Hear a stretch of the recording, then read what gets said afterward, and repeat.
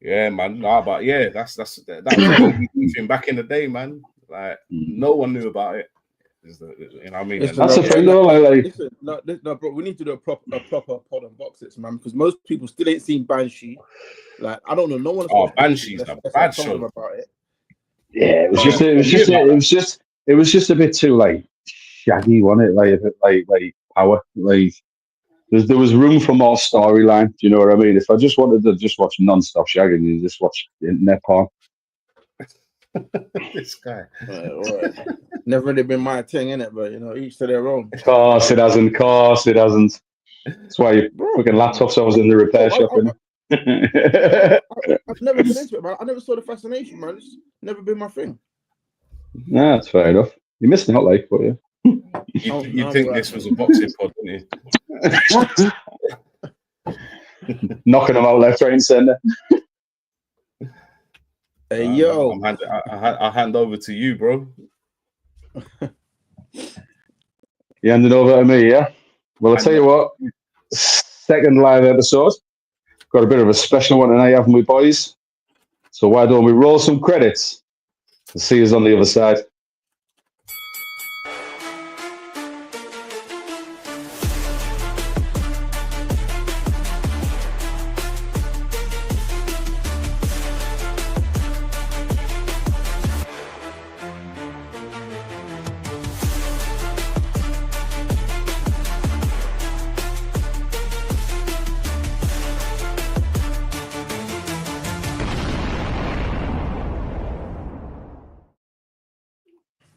Yes, people, what is good? We are back with the second live episode of The Belt.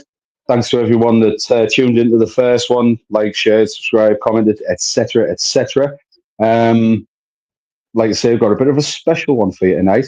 So before we get into anything to do with content, I'm just going to introduce, once again, you'll recognise from the broadcast family and from the first episode. So we've got Buckstar. How we doing, bro?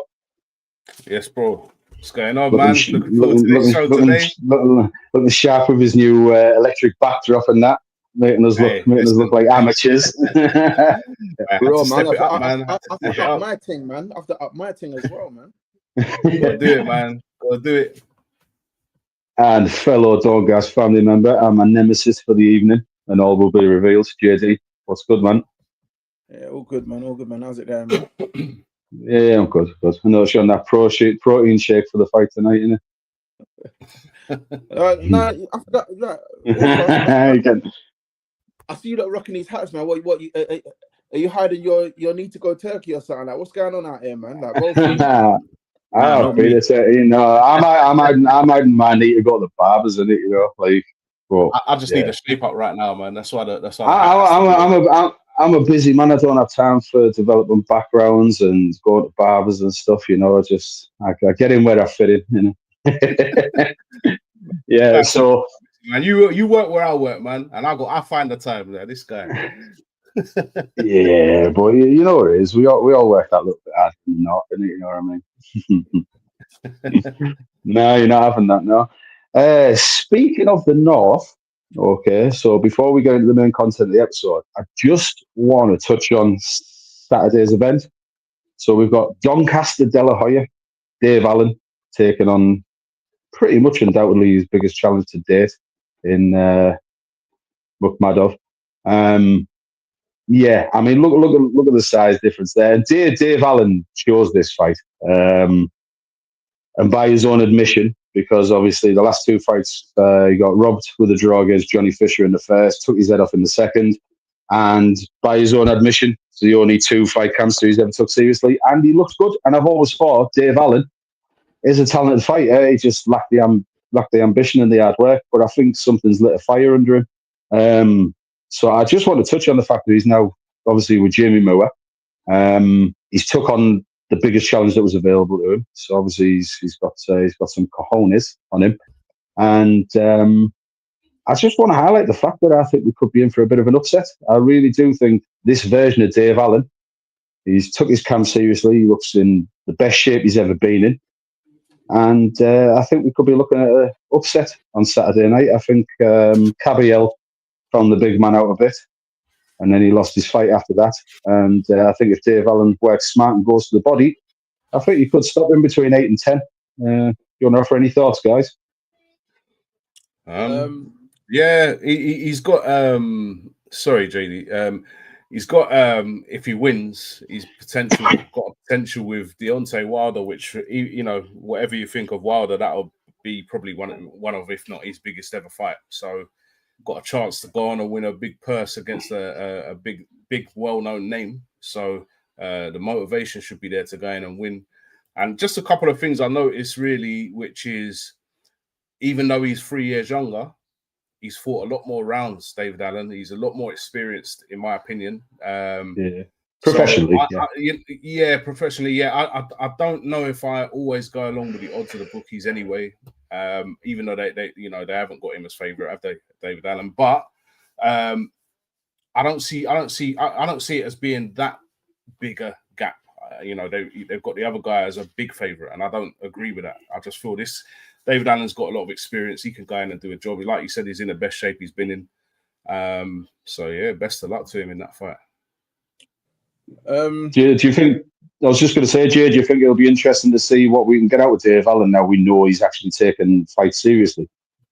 No, definitely, and obviously, before we came on, you did show that picture, and I noticed straight away that I've never even seen Dave Allen in that kind of shape, even in his younger days, But he looks great.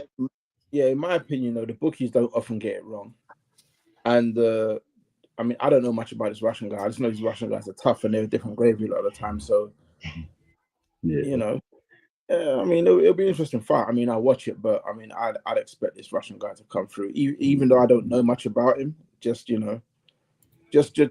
I have a question though, bro. He's 36 now, and he's still, I know he's David Allen's 33, but this guy's 36, and to not have fought as many rounds listen, the difference in rounds is massive in terms of what Allen's fought. He's fought. Rounds and fights. Let me land, man. I know you can say that he could be battle worn because he's fought so many rounds, but then the experience is going to be higher on David Allen's side, like much higher. That makes sense. But I mean, when you say difference in rounds, is it difference in rounds and fights, or is this other guy just taking people out quickly? Yeah, well, I mean, he's a powerhouse, but he's slow. Like I say, he didn't turn pro at late. Your typical Russian wrestles bears and swims upstream and stuff like that. But I don't know. I think whatever happens, it'll be interesting to see what Dave Allen's capable of, because he's always been a talented fighter. It's just he never ever took his own career seriously, and it's just going to be interesting to see what happens on Saturday night. But the reason I wanted to talk about it really is just from everyone here. Like, I like him; he's a top chap. He's like one of them people's champion type guys, and just good luck to Dave Allen. And we'll tune in and we'll see how he gets on against the Giants. What's it on? Is it on Sky, TNT, or DAZN? I haven't looked at the broadcaster yet, but I feel like they need to be paying us to give that information out anyway.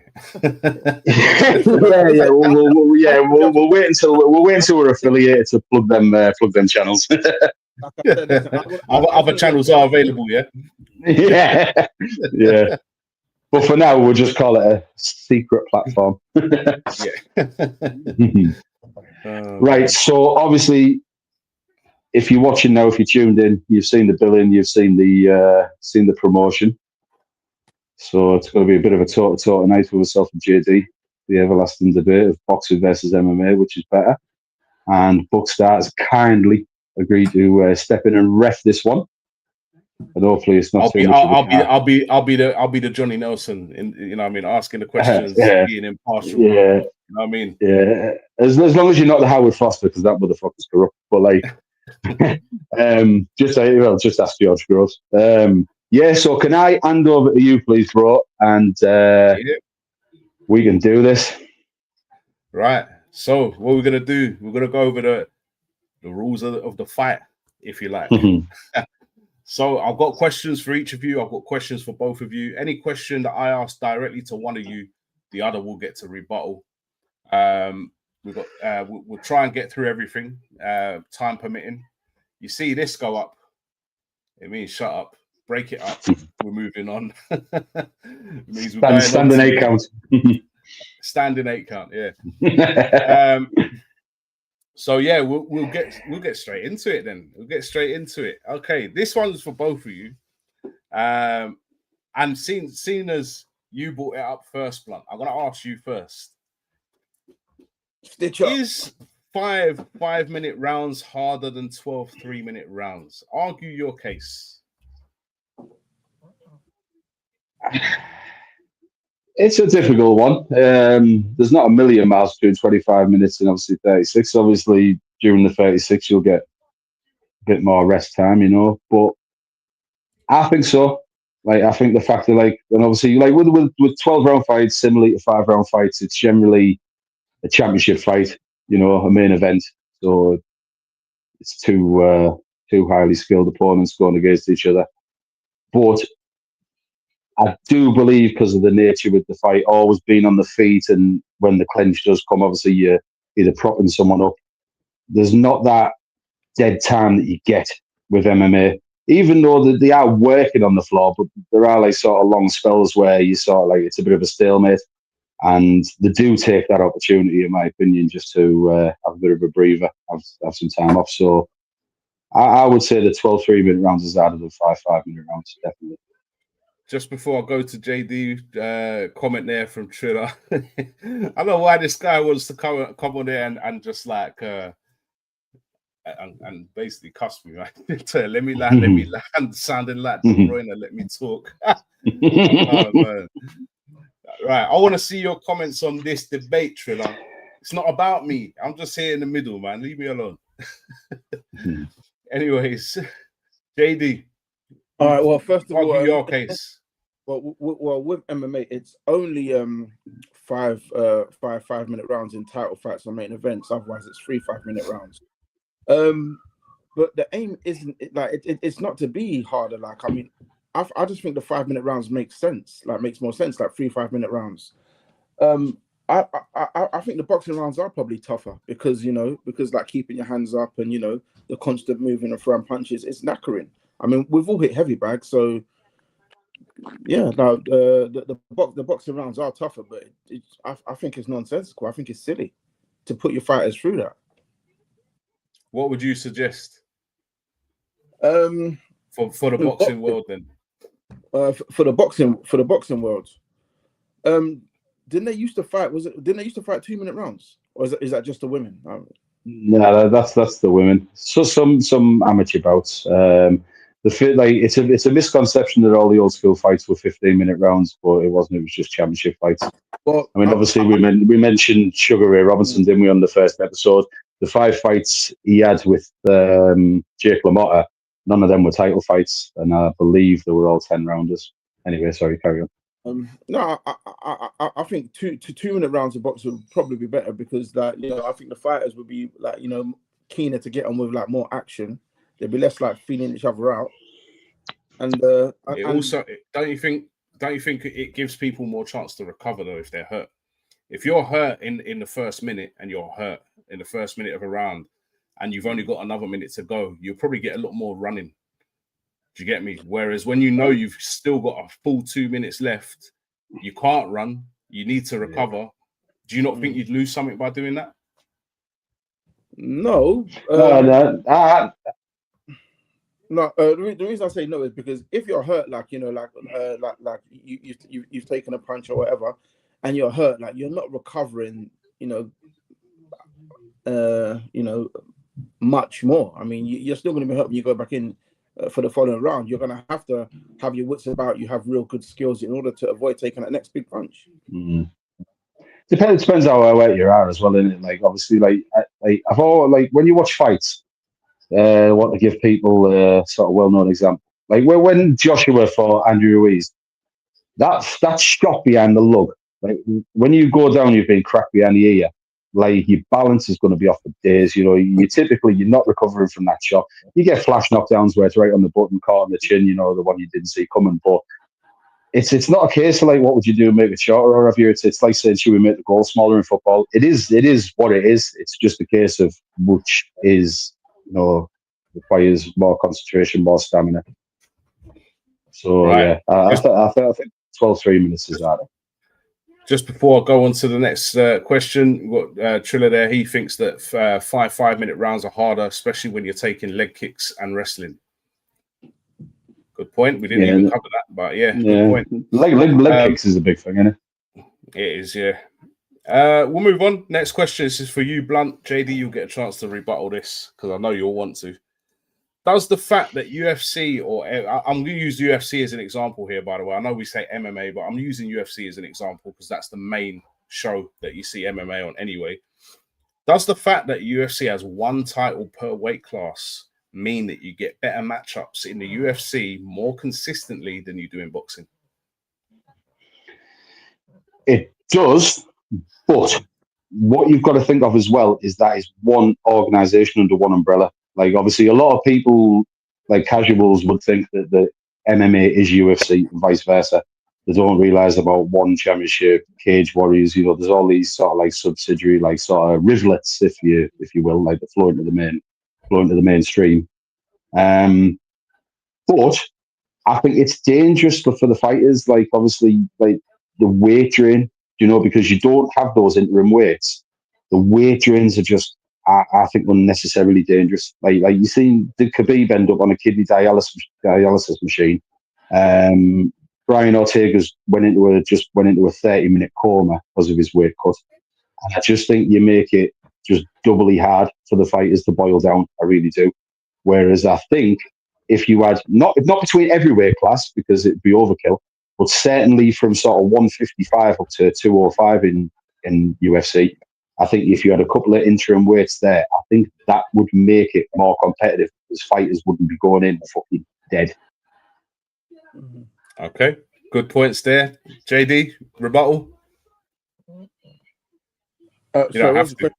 No, there was a question again. Sorry. That's the fact that UFC has one title mean that you get better matchups more consistently. Sorry, yeah.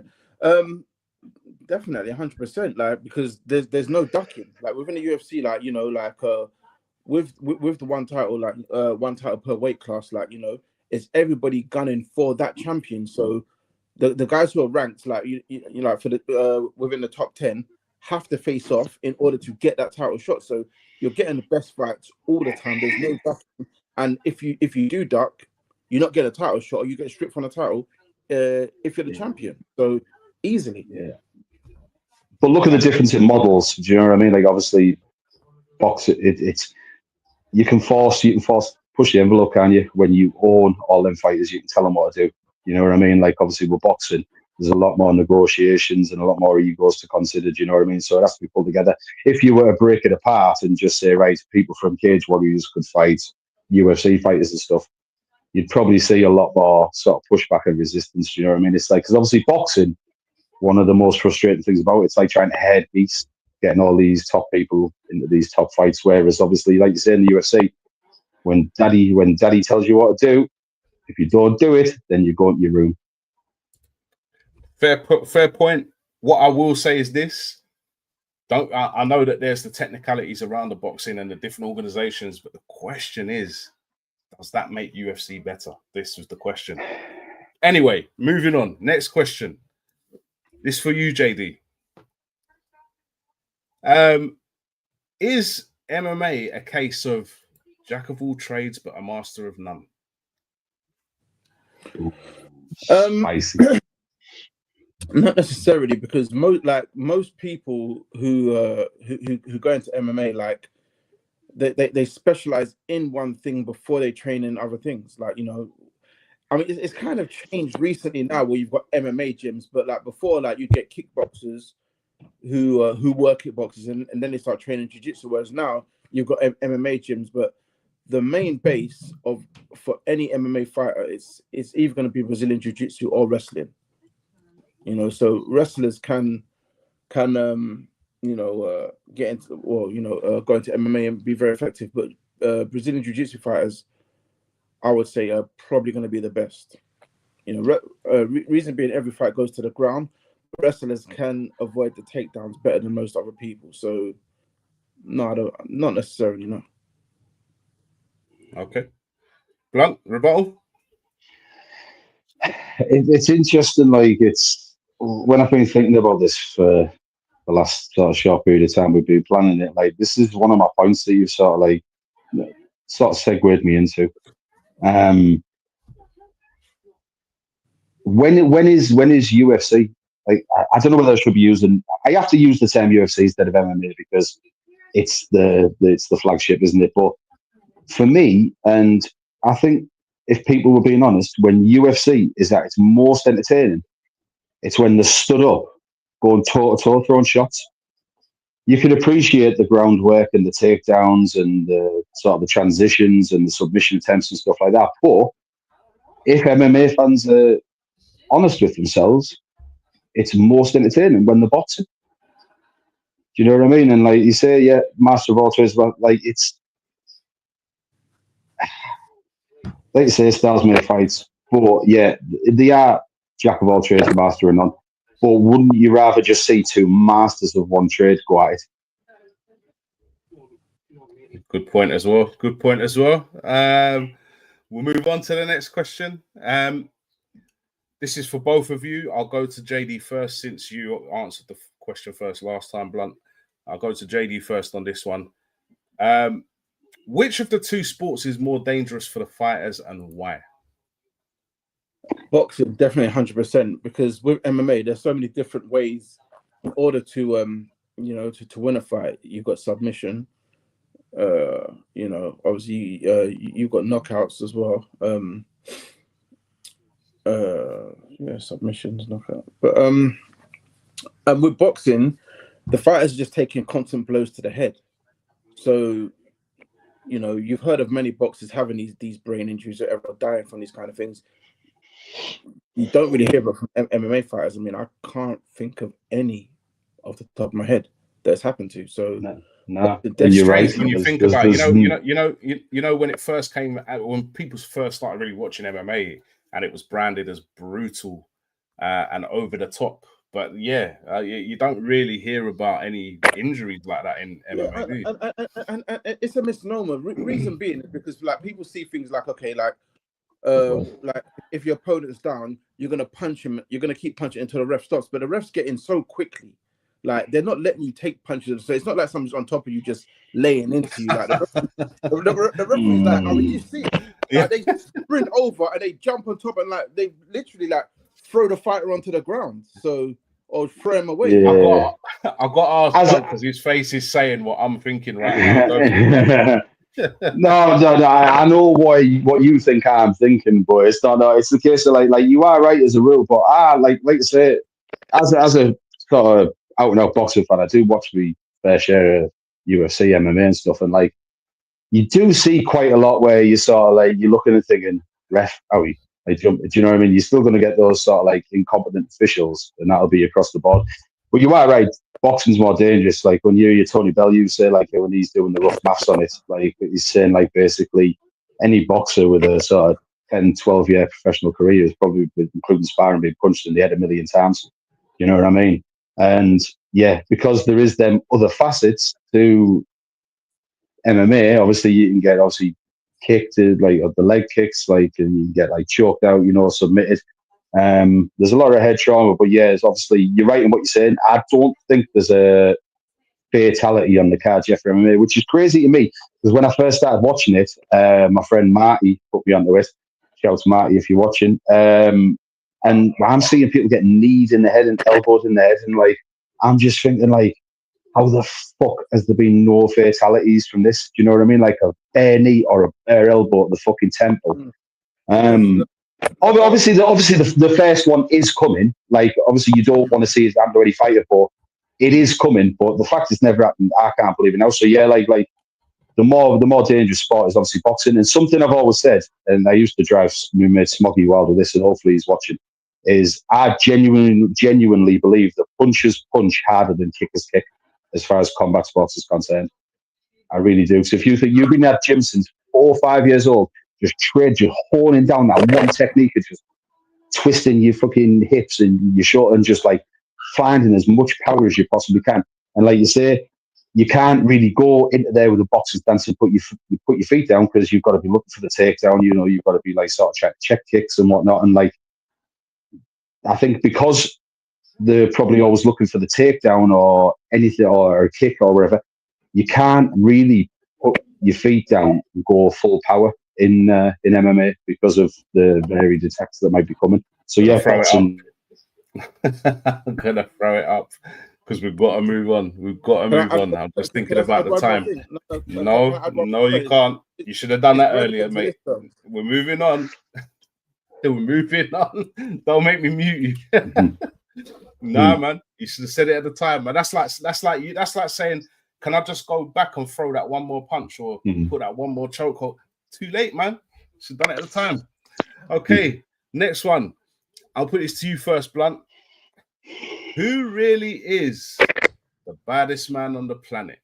Is it Mike Tyson or is it actually Rampage Jackson? Because that guy is a monster. Is that a real question? That's no disrespect, but like Mike Tyson, are we talking both in the pomp, both in the heyday? Yeah, I'm talking in general. The baddest man on the planet is not just confined to in the ring, is it? That's not why he's called the baddest man on the planet. It's in the ring, it's out the ring, it's everything, it's the whole persona. I get that. It's like, but like if you're trying to take it to like street fighting and stuff like that, then it's probably nobody like that. But it's the same thing all the time, and you know what I mean? Like if they go toe to toe, Mike Tyson's gonna fucking clean him out. If they go in a street fight, then it probably might be Rampage Jackson. Do you know what I mean? But who's more intimidating? Like, Mike Tyson. Fuck me, Mike Tyson. Like Jesus Christ. Like he's on about fucking eating people's kids, and Rampage Jackson's punching a fucking MDF dart pieces. We all seen that, didn't we? JT rebuttal, man. I mean, to be honest with you, I mean Rampage has never been known as the baddest man on the planet, and he's probably not even the baddest man in MMA. But Mike Tyson's like 72. So to say that Mike Tyson's intimidating, like absolutely not. You're 72 with a face tattoo, man. Get out of here, man. Like, no. Didn't Rampage Jackson knock someone out with a power slam? Yeah. We're not we're there. So did someone have him in a fucking, was it like a arm triangle or something like that, like from the back? And he literally sort of like managed to pick them up and just slam them down. No, I'll get checked on my knowledge here, but I don't claim to be MMA aficionado. But Mark Coleman rings a bell. He definitely picked someone up when they were trying to sub him and just slammed them down. I'm sure of that, unless I've dreamt it. I think that was Matt Hughes versus Carlos Newton. You might be talking about that fight. Matt Hughes did it, and Matt. It was actually, but Matt Hughes wasn't heavyweight, was he? Well, Matt Hughes was what was he? I can't remember. Breaking it up. Right, that was just a little bit of fun to break up the tension. It was a little bit serious. I had to throw one of them type of questions in anyway. It was never meant to be that serious, but I just wanted to get your thoughts. Anyway, JD, question for you. Alexander Usyk has a better record and legacy in boxing than John Jones does in UFC. Defend your case. Where we go.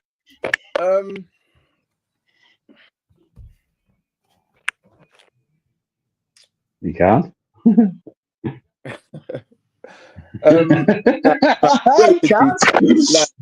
Okay. I mean, John Jones' legacy is so tainted with all the doping and the misdemeanors and everything. So, yeah, I mean, has he been found guilty of that? I don't know. I'm not really a big UFC fan, so has he ever been found guilty? What, of doping? Yeah. He tested positive, isn't it? So that like it doesn't go to court. Okay. He tested positive, isn't it? But I would say someone like Khabib, Khabib's got a better legacy, innit? So Khabib would have been probably a better, better example. I'll agree with that. So I'll give that to Usyk over John Jones. You say that, but whenever I ask you who's the best ever MMA fighter, you always say John Jones. That's why I use John Jones as the example. You always say John Jones. Yeah, he is the best ever MMA fighter, but his legacy is tainted. But he's the best. Like, yeah. And I'll give JD that. Like in the context of the question. Hold up, Blunt. I'll repeat the question again for you. Alexander Usyk has a better record and legacy in boxing than John Jones does in UFC. It's not just about legacy; it's about his record because they're both undefeated. So, well, technically, John Jones does have a defeat, but for disqualification. So it's a technicality. I mean, it's a stupid rule, and they've actually changed that rule. So I don't know if they've gone back in and expunged that defeat from his record. Basically, he 12-6 elbow. Did he hit somebody 12-6 elbow when they're on the ground or something like that one? Got disqualified for it, so that goes down as a loss. So I'd have to give it to Usyk because he's undefeated. John Jones has that technical record. And I'll tell you why you're right, is because John Jones, two massive wins over Cormier, isn't a MMA or UFC buff aficionado can tell me that he actually beat Dominic Reyes. And then he ducked the rematch by jumping to heavyweight. I thought he lost the first Gustafsson fight. I really do. And then, like you say, it's just tainted by all these shenanigans. I mean, obviously, like when they got the golden snitch involved, we've all heard the story about him hiding. Obviously, the guy came to his gym to test him, wherever that was. He got wind he was coming and just hid under the cage for like 8 hours straight while the guy just sat on a chair waiting for him, like he's supposed to be a day. You know what I mean? Well, why does John Jones get this much heat for it, and someone like Canelo, who's also tested positive in boxing, doesn't get that kind of heat? It's like forgotten. Why is that heat on John Jones and not on someone like Canelo? I don't understand. Well, Canelo took his ban, right? But I don't think 6 months was long enough. And I don't condone any sort of banned substance whatsoever. But obviously, you do have to look at the type of substance that you pop for. And obviously, clenbuterol, which is what Canelo pop for, is technically a fat burner, but it can be used as a masking agent. So it's anabolic, bro. It is. Yeah, but it is. It's essentially a fat burner, isn't it? You know what I mean? But like I say, it can be found in other stuff, tainted and whatnot. But like he took his ban. I don't think John Jones did he? And that's another thing with the UFC. Like the cash cows, because they're so desperate to catch up with boxing. The cash cows are too important to them. They'll let Conor fight after he threw a fucking chair dolly through a window. You know what I mean? Like it's. Yeah, I mean the Conor thing. I think it was just promotion gone wrong. There's no. Because that was cocaine fueled ego gone wrong. That's what that one bro. Do you know what I mean? Like he had a 6-hour flight to calm down and didn't. Right, just a quick one. We're only on round 6. We've got 6 to go, so I'm going on to the next question. Blunt, for you, fights that go to decisions in boxing often end in controversy. Doesn't this damage boxing's claim to be in the better sport?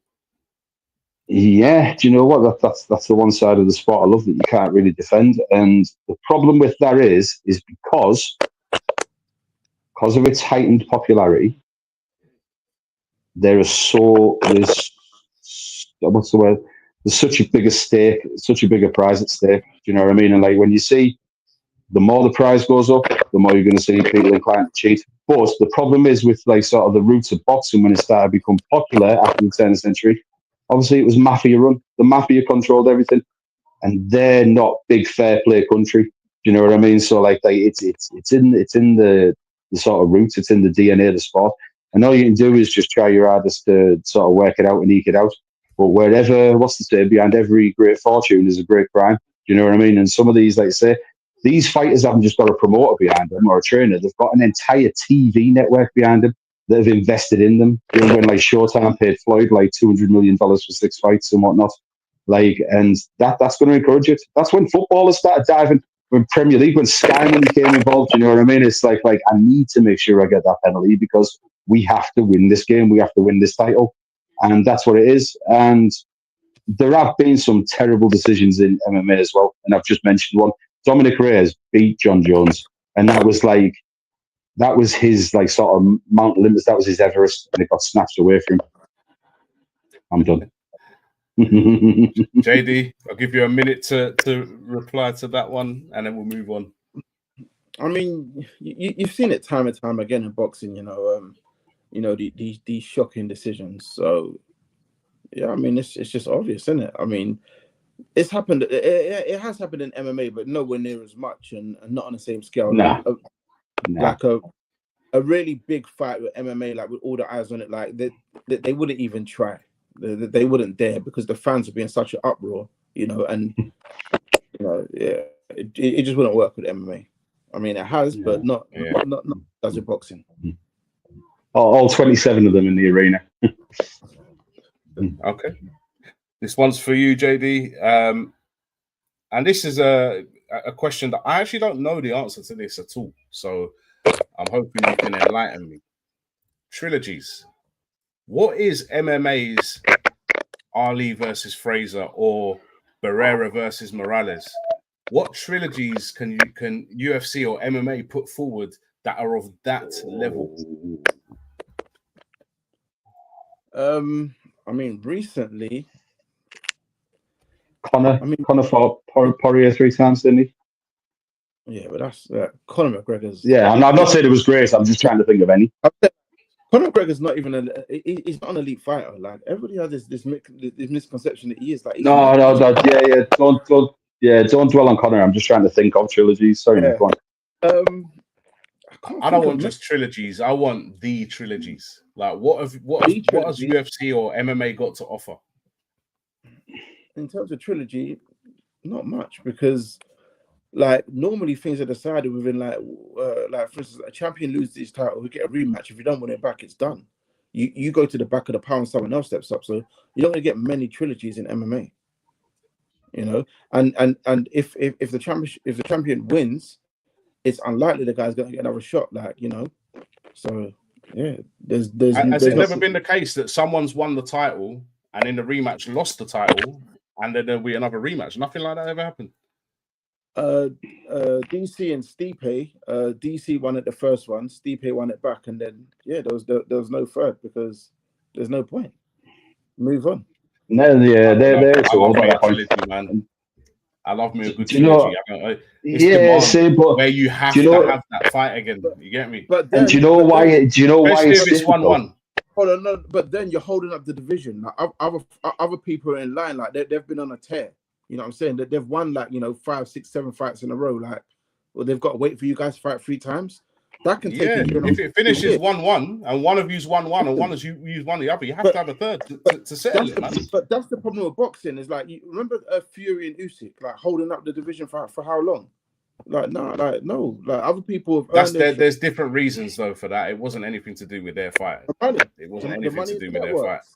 The money in the network. Yeah, but that's the thing, and that's like say. So for the positives that having the sort of like the ranking system and everyone under one umbrella that an organization that the UFC brings, it also has the drawbacks. Whereas you can't, because it's ranking and you work your way up, you can't have people waiting all this time and whatnot. Because as well, there's only one belt. If you get your boxing trilogies, like the great ones, and usually there's titles involved in it, you know what I mean? It's like and yet there'll be a rematch clause, and then they take that rematch, like, so the winner loses the second fight, and then there's another rematch clause involved in there. But like, you've got all them belts, and then belts will get scattered, and other people within, let's say, the heavyweight, whatever division, have a chance to fight for a belt, because it's very rare that any one of the commissions will just let one of two guys just hold on to 4 belts, because whilst them title fights aren't happening, the commissions aren't getting paid. Do you know what I mean? They only are earning money when, you know, the IBF's on the line or whatever, and that's why they're very quick to strip them. And you'll have basically you have to declare, you know, you're going to go for your mandatory. So there is a similar system in boxing where, you know, you have to honour your mandatory if someone's earned it. But like I say, that's why you don't really get it in MMA. But the other thing, boxing, a trilogy doesn't need to be the next 3 fights. It can be, you can have 2 fights and have the third one. You can come back in the future, like Pacquiao and Marquez fought 4 times, and there was a good few years like those 4 fights happened over. Do you know what I mean? Yeah. But sometimes it's just so inseparable. Like, say you look at a two-row Gatti and Mickey Ward at the turn of the century, like that just had to happen 3 times back to back, because you couldn't separate either fighter really, and that was just basically 2 lesser skilled fighters who were mental. That's what I'm saying. Another great trilogy, and you always remember those trilogies, man. You always remember those fights. But anyway, moving on, because we are going to get through this. I'm determined to get through this. Blunt, for you, boxing is the older sport with a richer history, but is MMA a young man's sport that has started to take over? Good question. I think I'll give it props for the inroads it's made in the sort of 30, 35 years since it's sort of its birth. I know it was very rudimentary at the start, as was boxing. I mean, UFC, the first few UFCs, like no weight classes and people coming in with one fucking boxing glove on and stuff like that. But like, it's made good inroads. But when you say young man sport, boxers are looking at like when boxers are in their prime, they're calling MMA fighters prospects. Do you know what I mean? Like I remember seeing it might have been don't hold me to task here, but it might have been Sean O'Malley when they were talking about he's a young prospect, and it was like he's like 26, 27. Do you know what I mean? Like Canelo had like 55 fights or something by that point. Like, come on. Okay, I'm not going to offer a rebuttal this time because I've got a question for you, JD. Now, Brock Lesnar became two-time UFC heavyweight champion, right? I don't ever see anything like that happening in boxing where an outsider can come in and become world champion. Does that give boxing the edge? Or what are your thoughts on that? No, I mean, I think the Brock Lesnar thing was just a massive publicity thing. I mean, like WWE or F superstar coming in, and Brock Lesnar, like, obviously he's a wrestler, and as I said, like wrestling, Sorry, mate. Does that mean it was fixed? Go on. No. I mean, you can't fix MMA. Like, it's just not going to work. Exactly. So my question kind of stands then, because I could never see that happening in boxing, where an outsider who's not a boxer can come in and become a world champion. But he's a wrestler. So wrestler is a very, very strong base for MMA. And Brock Lesnar's been wrestling, 30, 40 years, whatever. So it's not like he's an outsider who's done nothing.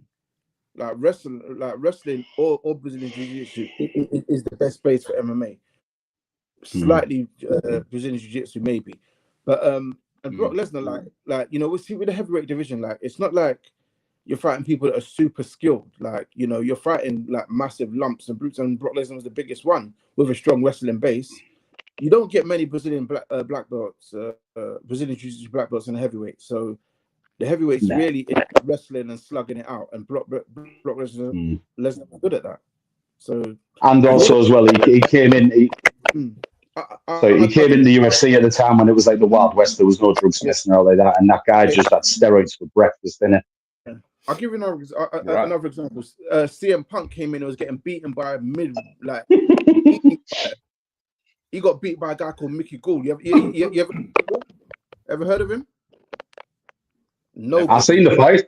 I've seen the fight, and I was just thinking, like how are you going to go into a sport like because it is a savage sport. So I was boxing with a name like Punk, CM Punk. Do you know what I mean? It's just like it's only going to go one way. Do you know what I mean? You might as well have called himself Fairy Cakes McPunch guy. But the thing is, like Brock Lesnar fighting somebody like DC, Brock Lesnar would have lost. Fighting John Jones would have got annihilated. He could go in. Yeah, I agree. He could go in and beat those massive heavyweights with no real skill set. No real skill set. They're just punches who can wrestle a bit. But nah. And any other weight class, it won't work. All right, penultimate questions. Penultimate question, I should say. Does boxing need Dana White, or does Dana White need boxing? Oh, let me answer this. That's a question. That's a question for both. Whoever wants to go first. Right. This is a topic that is sort of like fresh in my mind at the moment, because when you get these special fights like Canelo Crawford, right, and you just see Dana White just come out of nowhere, and you've got Max Kellerman, who can fucking eat a dick as well, like lifetime respected boxing journalist up there, basically giving his voice. No, fuck pause. He can chow down, right? Like literally, like he's up there basically selling his voice and his sort of pulpit, his plinth to like the highest bidder, right? And I'm so glad Canelo cut him off, right? But if Dana White is doing all this stuff, and he's done a great job with the UFC, right? But all of a sudden he's looking, he's seeing all that Saudi, he's seeing all that Arab money, and he's like, like, I want a part of that. Do you know what I mean? And it's like, just stay on your side of the fence, bro. Like, we don't need. Do you know this guy is trying to get the Muhammad Ali Act overturned in Congress, which is a law that protects fighters and protects pay. Dana White is now on the losing side. He's about to lose a $375 million lawsuit, which relates to suppression of wages for his fighters. Now, I'm sorry, right? We say like boxing is the most dangerous sport in the world. MMA's got to be second dangerous. He's got them on slave wages compared to what top level fighters are getting paid for one-off events. And he wants to come in, abolish that, get everyone under a Zuffa boxing umbrella, disregard all the other belts, and only recognize the ring belt, and Ring have sold the soul as well, right? And they can fuck off. Like, I love like the magazine, everything it stood for, the pound rankings, but they've jumped on board with it, right? Dana White, he's trying everything like to make a bit more power slap, and like, no, stay away from boxing. Dana White needs boxing more than boxing needs Dana White. He's seeing the success that the sport's having now, and he's trying to jump on the coattails. And I'm sorry, no, you can fuck off, fam, because you've been slagging boxing off as a second-rail sport for fucking 20 years. See you later. Now you want to be a part of it. Pack your bags and fuck off. I remember that. Yeah, he did do that as well.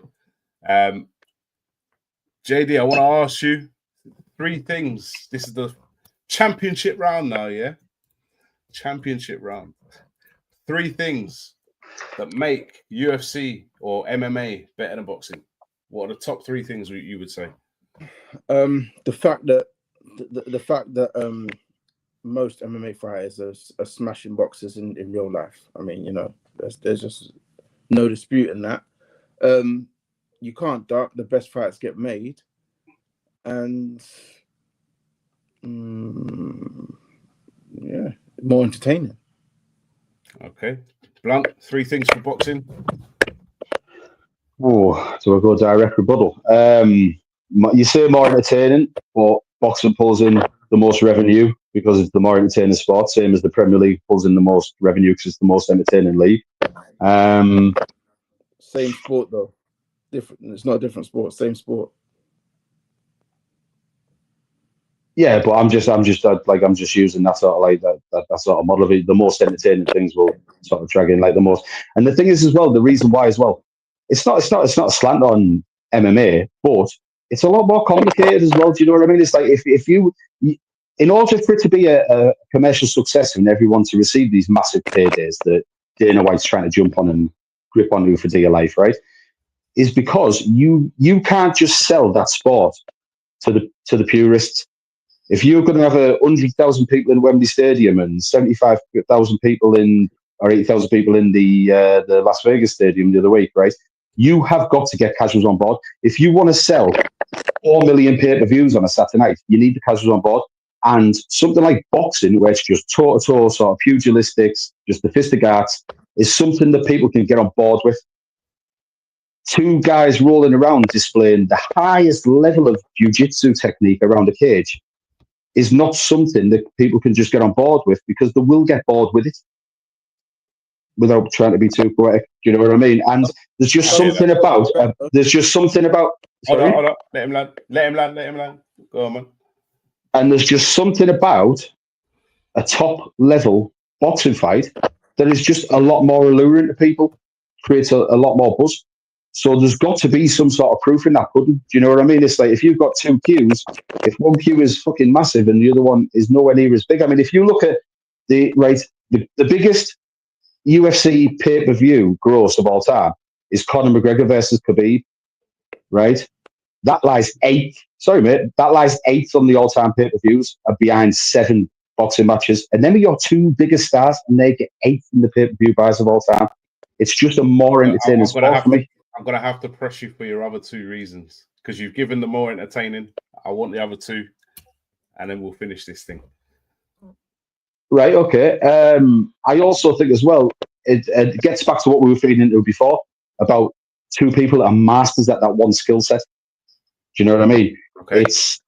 It's when you see like just two masters going at like one thing, there's not going to be a case of like, well, he might pull out that card, he might pull out that card. You know what you're getting in it. There's more proof in that pudding. You get more sense of the best. Do you know what I mean? I think that's why in the UFC everybody just runs around beating each other. You know, you don't get many undefeated fighters. Do you know what I mean? Like it's when you see a top level boxer with an undefeated record, you know it's super special because they have gone in the same fashion against all them other masters of their art. No, most of them duck. Undefeated fighters duck everyone. Talking about no. Floyd, no. Floyd, no. This is the kind of animosity I've been waiting for. Floyd, the friendliest fight ever. Don't worry though. Floyd, I'm gonna call it. I'm gonna call it a draw. You can let us know in the comments if you disagree with that. Sitting on the fence with a draw. No, we'll let the people in the comments make up that. So let me see. I don't want. Yeah, exactly. I'm a boxing fan, and I don't want to. I'm not. I've got a good idea. Let's go the comments. Blunt nailed it about Dana White there from Dan Cowlard. Big up, Dan. Yeah, man. I'm gonna call it a draw, but next week, me and JD are gonna go head to head on why I think it's better to be an Arsenal fan, and he thinks it's better to be a Tottenham fan. No, I'm joking. We'll see. But no, do you know what I will say? Do you know what? Sorry. I do just want to say, right? There's a reason why all these MMA cats, like all these UFC cats, including the owner of the organization, are all trying to jump across and get a piece of boxing. Do you know what I mean? Ain't nobody trying to go across there, but they all want to jump in and try and get a piece of boxing for whatever it's themed. But if you cast your mind back and look in the history books, right? When was it Witherspoon was supposed to fight Tim Sylvia, one of the first big stars of MMA, in a boxing match because he was skinned, right? And then Tim Sylvia welched on it with 4 days' notice and said, I ain't fighting in a boxing ring, it's got to be in a cage. And Witherspoon was so fucking skinned, he'd had no preparation whatsoever. He had to turn around and go, yeah, fuck it, I'll go fight him in a cage, see what happens. And you can pull the footage up, right? When he comes in, he's like trying to throw shots and there's no like distance is off. And Tim Sylvia hits him with like 2 leg kicks. And you just see like Witherspoon's face, like, what the fuck is this? What is he doing? And he just piles this overhand right onto this guy in his own back garden and just fucking ices him clean out. And that's basically the be all and end all. I will end by saying this. Yeah. First of all, Triller. Like I wouldn't watch Tim Sylvia. Listen, I wouldn't watch Tim Sylvia fighting. Like he's that. You lot are fighting too late here. You had like best part of an hour to go head to head and really have a go at each other. We were so friendly, and now at the end, when the decision's been made, you want to fight. It's too late, man. Because he saved all his bullets till last. I'm trying to read Triller now. Triller has gone for MMA over boxing all day, he says. Right, I will say this. One thing I will say, and I'll end by saying this, is when I used to train in a boxing gym, we had MMA fighters who used to train in there.